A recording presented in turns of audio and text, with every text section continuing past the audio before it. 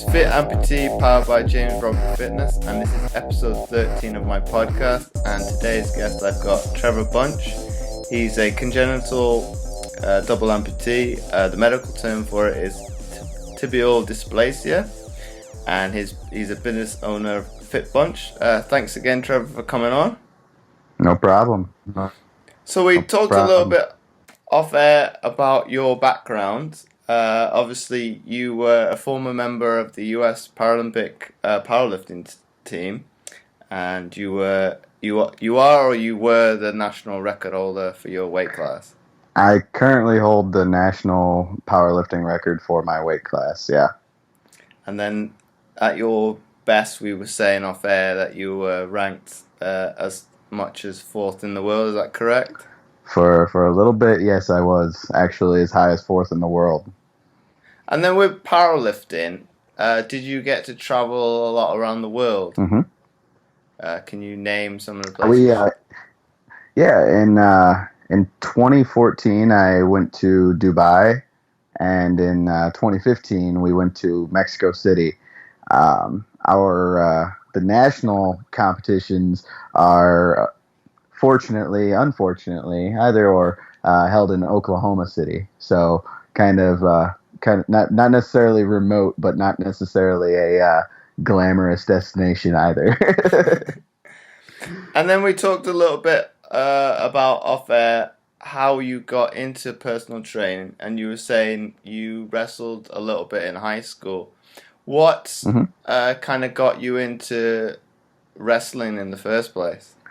Looking back through high school and everything, even prior to high school, I remember my dad. He'd have night school. He was going to night school to be a paralegal and then a lawyer. And before he left for night school each night during the week, he and I would always just like wrestle around in the living room, and that'd be kind of our little time that we got to spend together after I got home from school and before he left for the night. So we would always do that, and growing up, I was kind of into professional wrestling as well. And I think what really got me into actually coming out to wrestle was just one of my friends, a guy who had been giving me rides home from school my first couple of years of high school, was like, well, wrestling practice is coming up, so I'm not going to be able to take it home unless that's something you want to do. And I was like, oh, okay, I guess I'll come down and give it a try. It actually turned out pretty well for me, so I'm pretty I look back and I think that my days of high school and early college wrestling definitely had a lot to do with the way I approach life, and it just had a huge impact on the way that I am today, So it's great. And as a double amputee, there's a few videos out there of that I've seen to do with wrestling. Mm-hmm. And is there, in your opinion, is there a slight advantage for anybody who has an impairment of that kind with the center of gravity? I look at it kind of both ways. I can see why people would think that, and I even but even as an advantage or a disadvantage, the attitude that I was kind of brought up with and had instilled in me is, regardless of the playing field, you need to be able to accommodate to that. So for there were people who would say that for me, it was an advantage to have a lower center of gravity. And, I wrestled at 112 pounds. So obviously being 112 pounds of upper body, with very minimal lower body, there's a bit of a strength advantage there, as well as the low center of gravity. But, I just got to say, then why aren't my opponents training to get any better? Mm-hmm. That's been, the playing field to me is always level, and you can look at it as an obstacle or as an opportunity, because I definitely, when I was wrestling, had, you know, aspects of the way that I wrestled that could easily be capitalized upon, by my opponents. And at the same time, if my opponents weren't good at defending themselves, if I were to, take a shot in on them and, take their legs out, if they weren't good at being able to defend that, then they before they wrestled me, they better work on it. Mm-hmm. And then what was kind of the factor that made you switch from wrestling to go into powerlifting? I was in Oklahoma City for an event called the Endeavor Games, and I had been. It was the first time that I had gone, so we had to be classified to participate in the different sports. They had to get our classification level based off of amputations, and figure out how to class us. So I went down to be classified for track, which was the main reason that I had pursued the Endeavor Games, and I found out that they had powerlifting. So I, kind of winged it while I was there. I was just like, okay, well, that seems like something that I could do. I'd been in the weight room already. I'd been practicing as a personal trainer for, a couple of years at that point, and I just kind of got after it, and I said, oh, okay, and ended up taking a gold medal in powerlifting there at the Endeavor Games, and afterwards had a chat with the coaches, and they're like, well, if you want to do this, this is what you got to do, and kind of gave me the steps from there. Okay. And we talked about it a little bit. How did you get into personal training initially? It's kind of funny, just ended up being a conversation with a friend while were on our way to the city or night out town. He had just gotten his personal training certificate and had told, it was just like, hey man, you're spending, a good amount of time in the gym lately. Why don't you, get paid for the time that you're there? And oh, okay. And within a couple of weeks after that, I had gotten everything in order to start working on my certifications for training.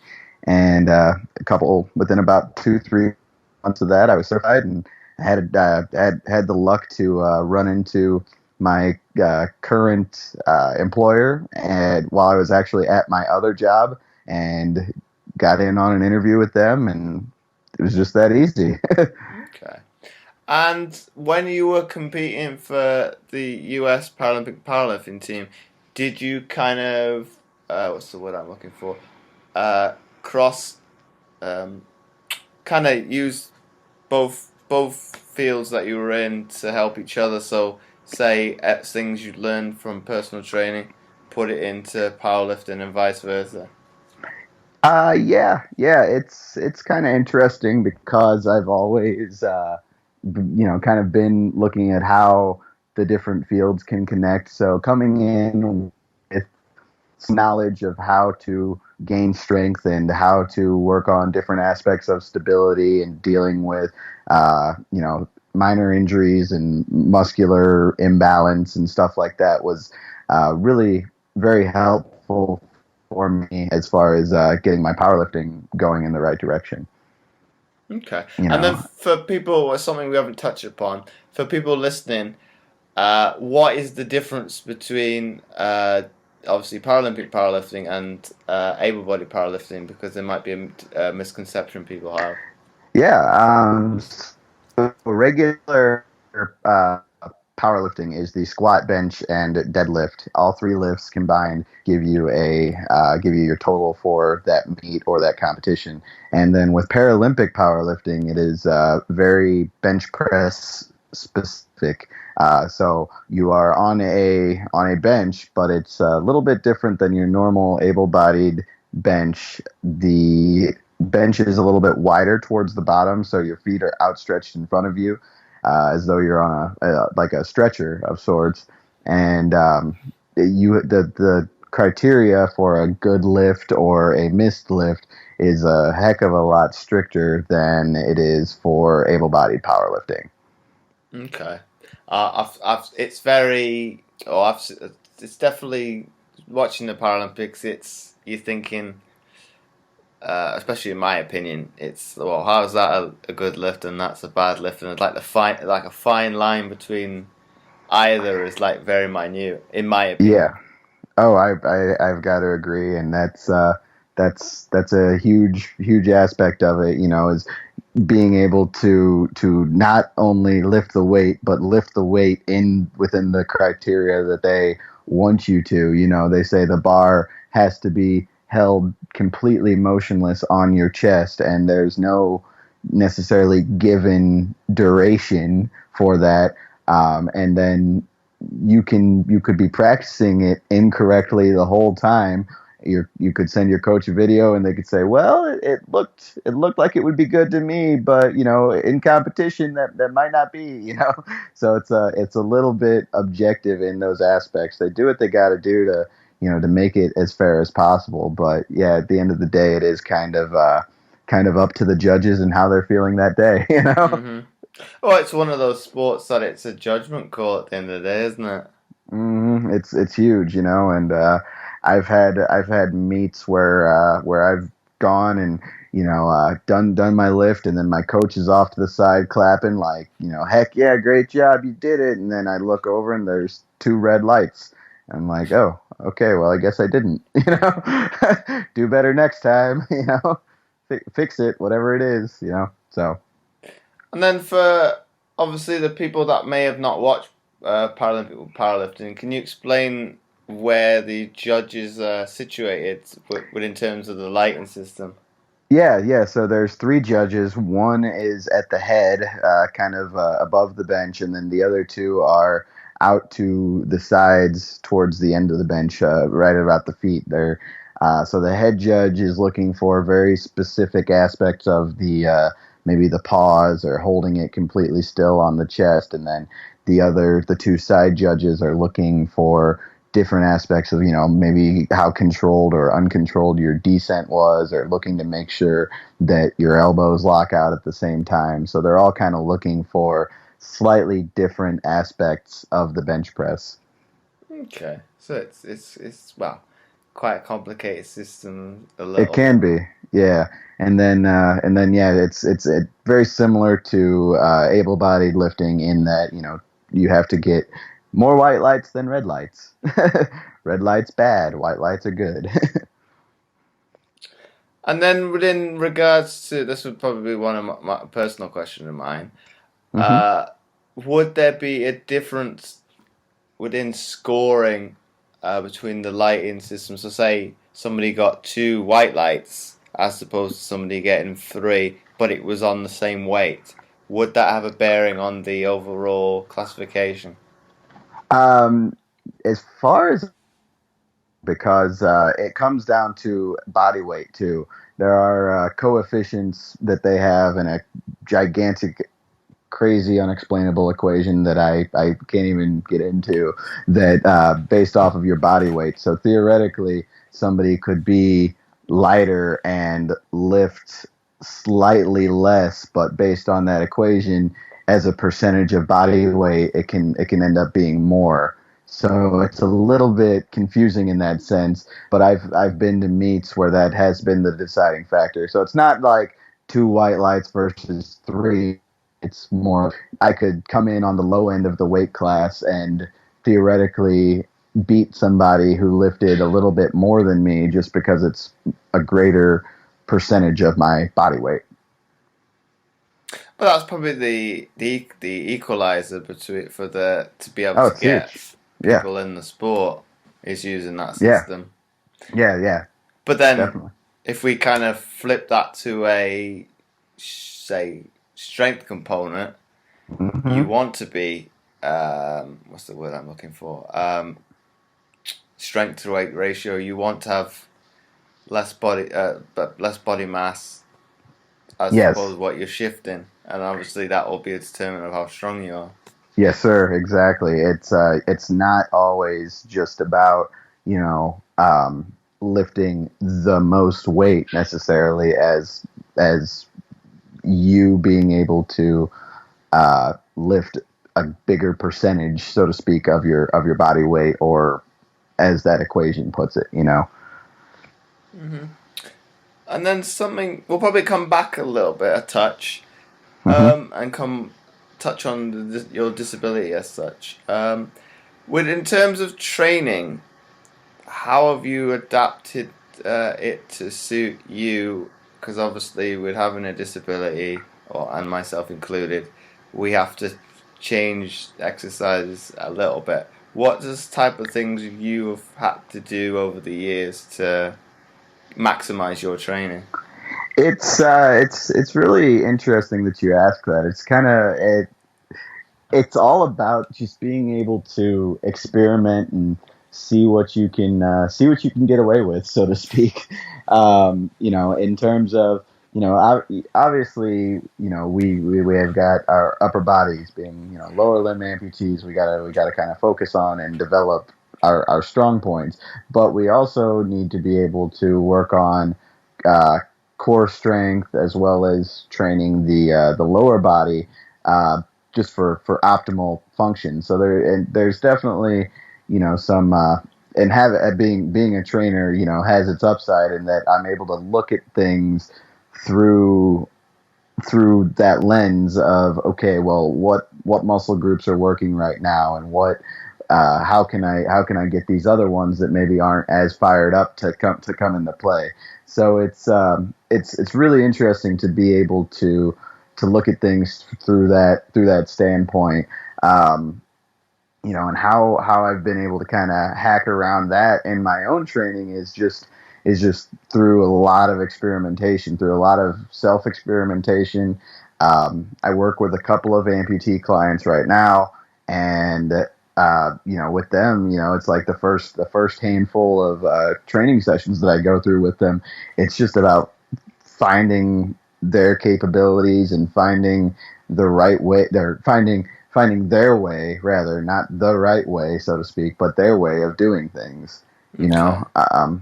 So, and I tell people that all the time. It's not necessarily about finding the right way to do it. It's about finding your right way to do it. You know.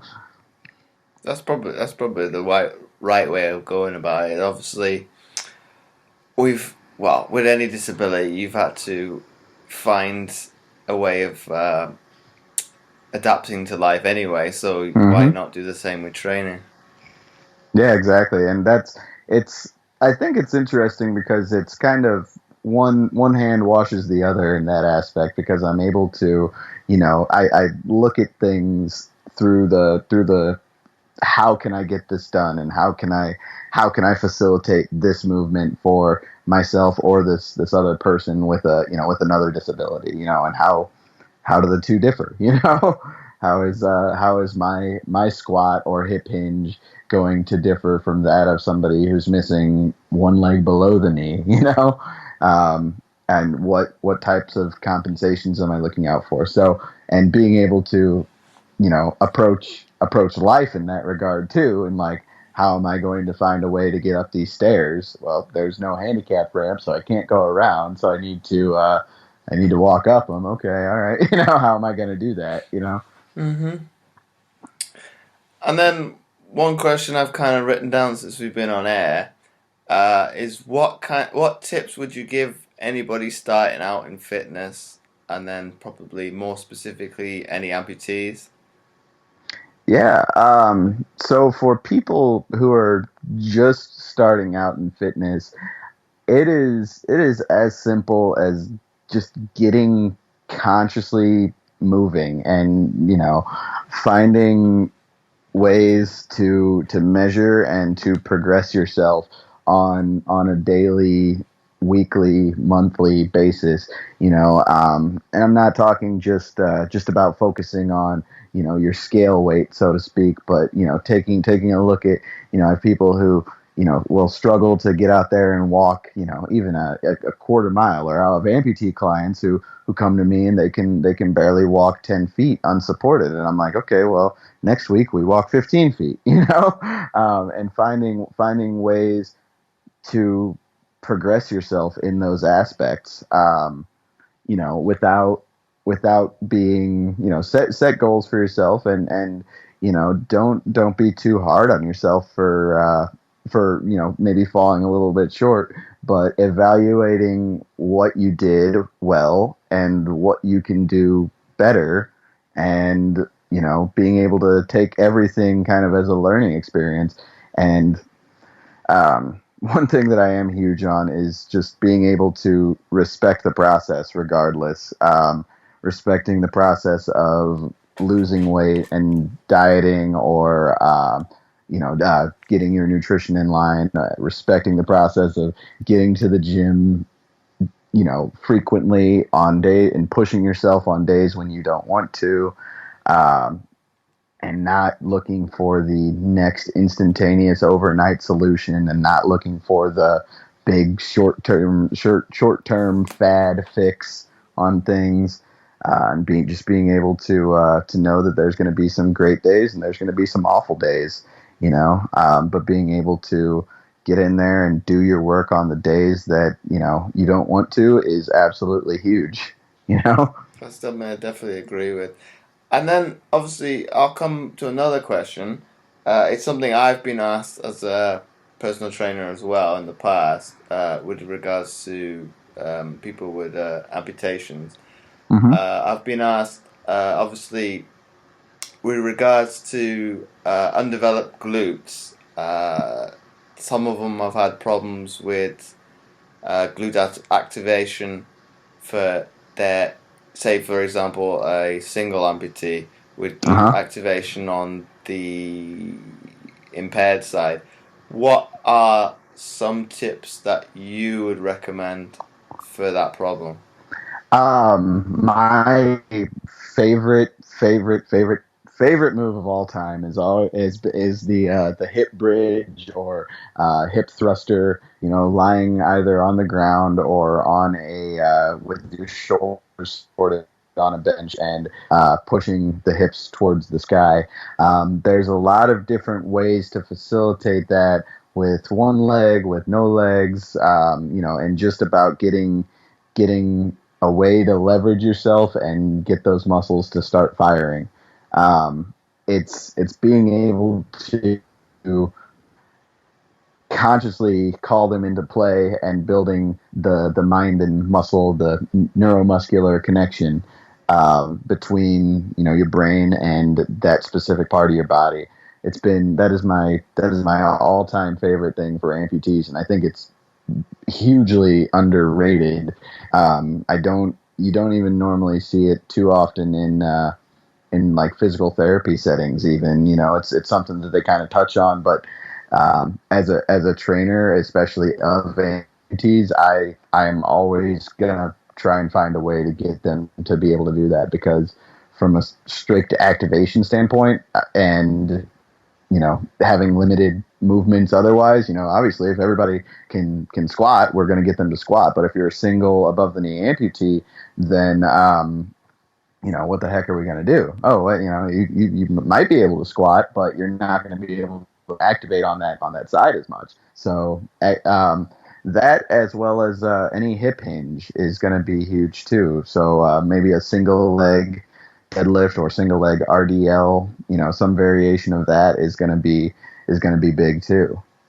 And it's something we've not touched upon. Obviously, the importance of glute activation, especially for the amputees, is obviously the downside of not being having strong glutes is obviously will have a knock-on effect on your muscle chain.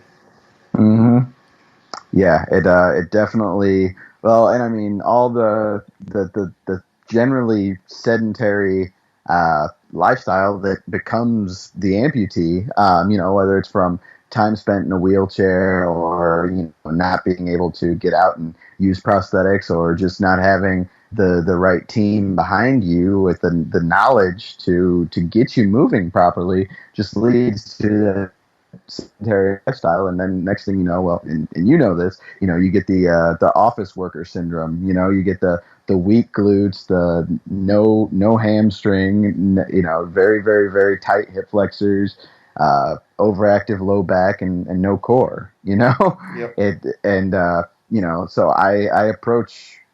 I try not to push too far in that direction with any client, but that is a huge problem among the vast majority of amputees and the general populace too. And then the other question I generally get asked, obviously, it's generally a problem with the general population anyway, is obviously the upper abs and the mid abs are generally not a problem with people. It's Mm-hmm. generally the lower abdominals.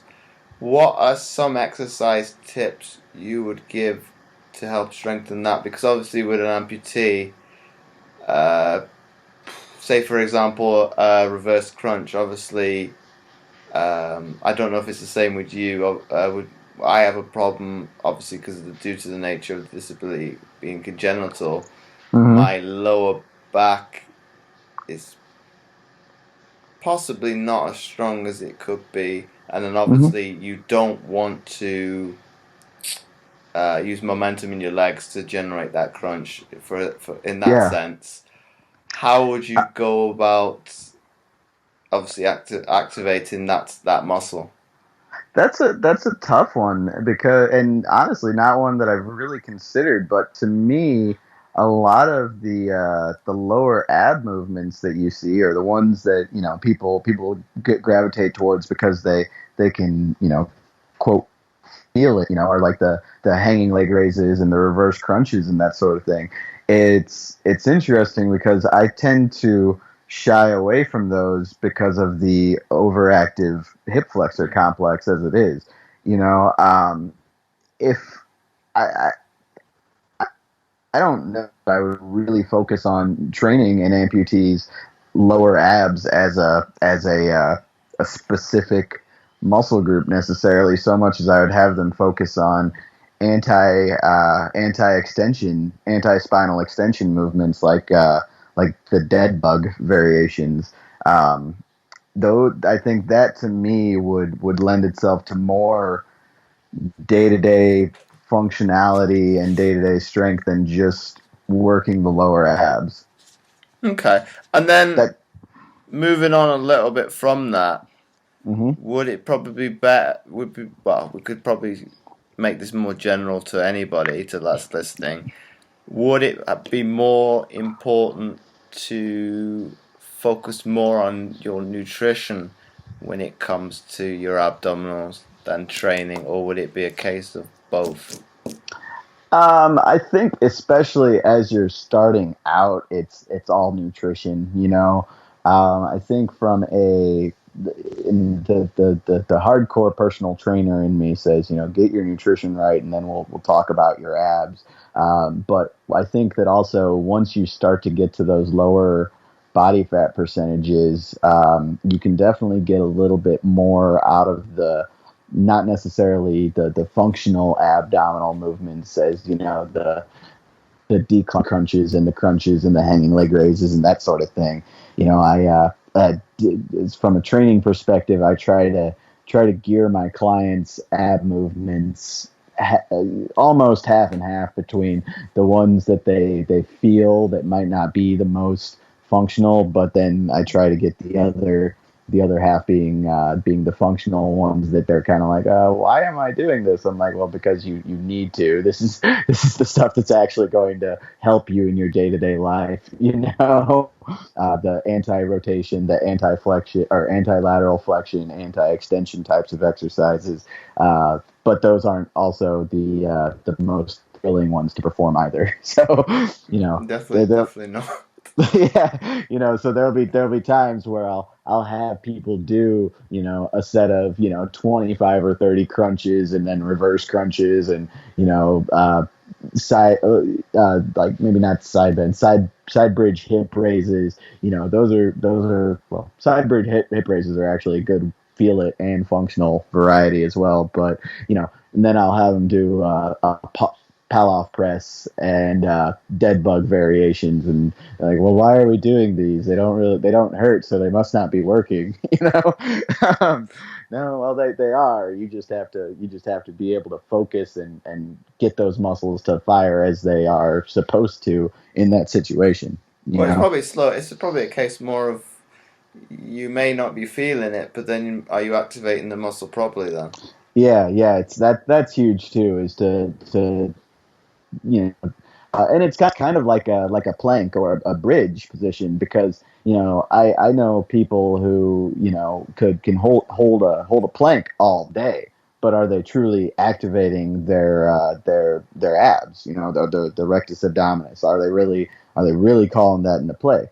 No, probably not, because if you're really working to brace the abs and keep everything as tight as it should be, and a plank is not a 10-minute yoga hold. It's meant to be 20-30 seconds, and then I find ways to start making it harder. Yeah, well, it's definitely something. Well, I've looked on YouTube for what's his name, Jeff Cavalier. Obviously, he focuses a lot on bodyweight exercises on his training, and he said, obviously, well, we touched upon it a little bit with the plank. Obviously, if you can hold a plank, well, say for not 10 minutes, for example, that's a bit excessive, but say 3, 4, 5 minutes, obviously, well, that's too easy. You need to look at progressing it to, I don't know, say, for example, decline plank, and obviously that's going to have stress the muscle in a different way entirely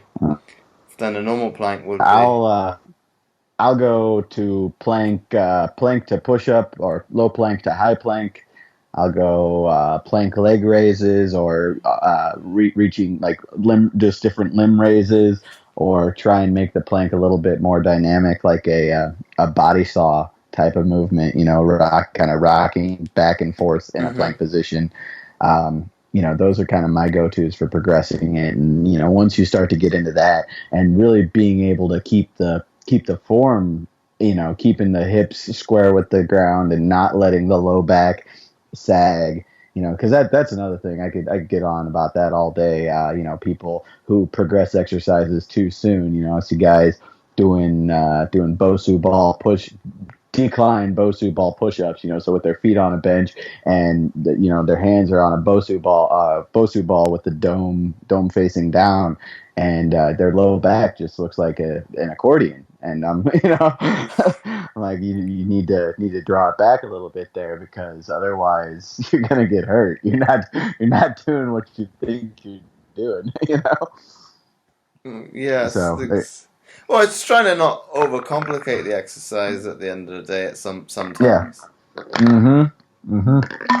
Yeah, and there's the other end of the other side of the coin is how is at the end of the day. Yeah, it is supposed to be.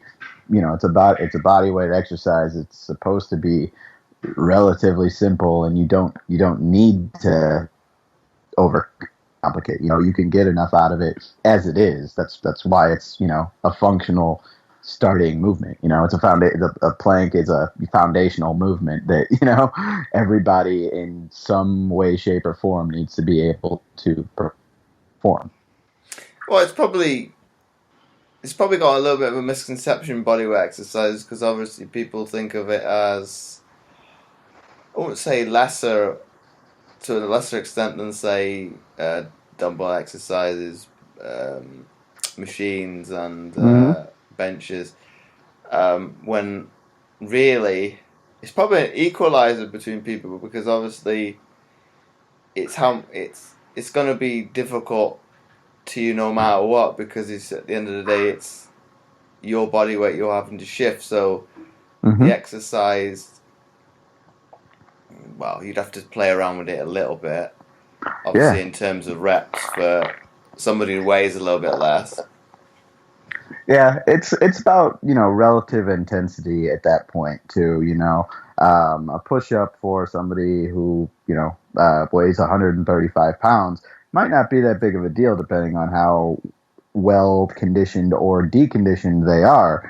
But a push up for somebody who's 225 pounds is considerably more, Mm-hmm. and people don't pay attention to the fact that you have to be that much more in shape to be, to be able to, or that much more well conditioned to be able to perform those movements at that weight, or a squat, a pull up, any of those movements it can be really hard. Not only if you're overweight, but even if you're of a good body fat percentage and just heavy, you're still moving a lot of weight regardless. Mm-hmm. So people look at like body weight or calisthenics as kind of a wuss, a cop out, like, whatever, you can do body weight squats all day. No, if the intensity's there and you're doing it right, then you should be able to get your exertion and intensity up there pretty easily. And then, yeah, I definitely agree with that. And then something we haven't touched upon, obviously for people that are starting out, and obviously weight is going to play a major factor with Mm-hmm. any bodyweight exercise, Mm-hmm. it's probably for you and me, it's probably, we look at adaptations for everybody anyway. Mm-hmm. Are people, I'll try to word this correctly, are people best to regress an exercise if they're not performing an exercise correctly, in your opinion? I think that I think we kind of talked about this briefly off air. I think that in some aspects there's good form, and then there's good enough for today form with some exercises. Like some individuals aren't meant to be able to squat to parallel or below parallel. And if I've got somebody who is, at that point, then yeah, I'm always going to be working to increase their range of motion. But if they're hitting, 2/3 of the depth or just north of parallel, then I'm gonna be satisfied with that. And if they're presenting some other muscular imbalances that you see, like the tight adductors, or they're leaning forward a good amount, then I'm gonna work to correct that as it is presenting itself right then, the best that I can, by getting them to focus on, say, driving their knee outward, if their knee's caving in, getting them to focus on that right then and seeing if that makes a difference for them, and kind of bleeding that aspect dry before I really give up on that exercise, so to speak. So, is it worth regressing?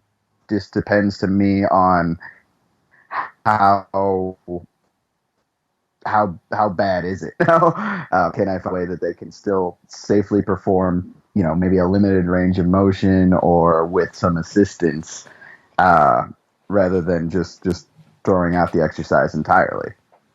Oh, I wouldn't go that far to throw as Yeah, to throwing out the exercise. I would no. mean maybe like, so for example, a chin up, obviously going from either a band assisted chin up or the oh god, what's the name of the machine? The Assisted the dip assisted weighted chins. one. Yeah, yeah. And yeah, no, I do that for people as it is anyway. So I don't think that would be a problem at all. Even, for a squat, I'll use, like there's obviously a difference between box squats and squatting to a box. I can have somebody who maybe doesn't have the range of motion with a barbell on their back to be able to get adequate range of motion on their squat. I'll have them do it to a box, if it's not too much more for them, Okay. just so that they know it's there, and they can start to kind of gear their mental, that mind body connection towards, like, okay, this is where I'm supposed to stop. And then over time we take the box away, or we get them just to to stop right at the box rather than sitting all the way on it. Um, there's everybody's going to perform exercises maybe just a little bit differently. There's no right way for one to perform one. I don't think. Oh, it's probably the best way of looking at it is probably not focusing too much on, obviously, like you say, getting it to what people would term the perfect position for an exercise. It's going to your range of movement, because obviously there's loads of factors that all have a bearing on that. Say, like we discussed, obviously tightness in the muscle is going to have a bearing on how much flexibility you have. Obviously, if you're starting out, technique is going to have a massive and bearing. if I can set those benchmarks and be able to move forward from there, and then I can even take some of the imbalances that I see in somebody's squat. We keep going back to that, but it is the biggest movement there is, and you'll see more muscular imbalances presented in the squat than anywhere else. But I'll go back to that and I'll say, oh, okay, well, you have tight adductors or weak glutes or whatever, and I'll be able to gear some of the other exercises that I do that session towards getting those guys fired up. And I'll say, okay, well, you can throw this into your routine as either its own independent movement or something that you should be doing to warm up. Lateral lunges I'm huge on because they work well to strengthen the inner thigh muscles, which is often weak and tight in people. In the vast majority of the population, anybody who has a seated desk job has weak and tight adductors. So I'll throw a lateral lunge their way, and I'll have them do them either in between the sets or as an extra movement in the workout. And then I'll say, you can be doing these to warm up, and you'll probably get better results with your squat. So from that, I'd definitely say you're probably a definite advocate for, I won't say it's prehab, but obviously, obviously it would probably be getting the muscle ready for work. So pre-activation, as we discussed. Yeah, previously. I think there's a lot to be said for. I think even being able to, for newer clients, it's a matter of being able to start thinking through that muscle is kind of the term that I use with people. So it's astounding, I'll say, like for a lat pull down, for the seated lat pull down, when I tell people, okay, so you can do this just by kind of flexing your arm and throwing your elbows down, you'll be able to move the weight. But now here, truly think through your shoulder blade and think about, pinching those muscles down and together, you get a lot more out of that. But yeah, I think that building that mind and body connection, either during the exercise while just telling somebody, okay, think about this on your inner thigh or think about this through your shoulder blade. I think that before and during an exercise, being able to know what muscles you're working and know where your weaknesses are and what needs to be kind of called into play is huge. And I do it too during my lifts. For bench press, I'll start to realize during a set, oh, my triceps are getting fatigued, or my chest, this bar isn't coming off my chest. So I'll be able to kind of move the elbows a little bit differently, or consciously, pump up my chest, real quick at the bottom of it just to be able to get the bar going, So I think there's a lot of different mental tricks that work well for people, that they don't realize. Your mind has a lot to do with it. Well, that's one we can pinpoint to fitness, but that's probably something you could equate to, if you're realistic and everybody be honest with themselves that are listening, it's probably something you could relate to anything in life. Oh, heck yeah. I mean, really, if you're, I'm I'm a big fan of visualizing and trying to know what's going to happen, before it happens, so to speak. And if I find that there are definitely events in my life, whether it's just small stuff, day to day stuff, like this is how this conversation is going to go, or this is how I'm going to I'm going to take this route, with this person. And if they say, something to be said for maybe tactically thinking or just thinking ahead, I think that's huge, not only in workouts, but in everyday life too. That's something I definitely agree with. Without getting anxious about it, without wrapping your head around it too much. Because I realize that too when I'm queuing something up for somebody, a movement, and I'll tell them, all right, now you need to be doing this and this and this and this, but don't overthink it. And it's like, wait, what? So there's, you can kind of overshoot on that too, for sure. Well, it's from that one. It's probably don't dwell on it, and like you say, don't overthink of it. It's just probably taking each process as it comes. Yeah. Implement this first step. You got that down. Now incorporate the second one and progress like that. And then obviously, the better you get at the exercise, you should be able to do. Say, for example, you use four types you want to perform during the exercise. Well, obviously, by the time you get to really good at the exercise, that's the minimum expectation you expect. Right. Yep. There's, like I said, good enough for today, and then there's good. So there's definitely some lines there, and if I can, get somebody to draw a line in the sand just a little bit further at the end of the workout, then their form's gotten that much better at the end of that workout, then heck yeah, that's great. Okay, so I think we'll wrap it up today for the podcast. Cool. Thanks, Trevor, for coming on. No problem. If anybody that's listening to this podcast wanted to get in contact with yourself, what would the best form of social media, that outlet you've got, would be the best to get in contact with you?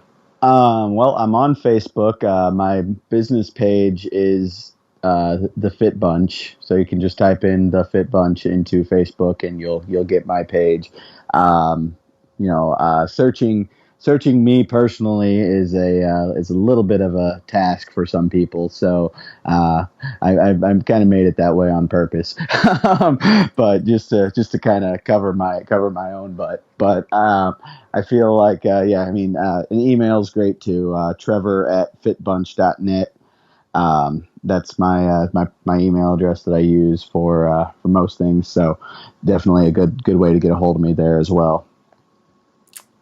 Thanks for those. Well, hopefully you get some responses. Because it was good chatting to you, because obviously there's a lot we can bounce off in terms of both having a similar disability. So thanks again for coming on. No problem, man. My pleasure. This podcast will be aired every Thursday. So until next week, I will see you then.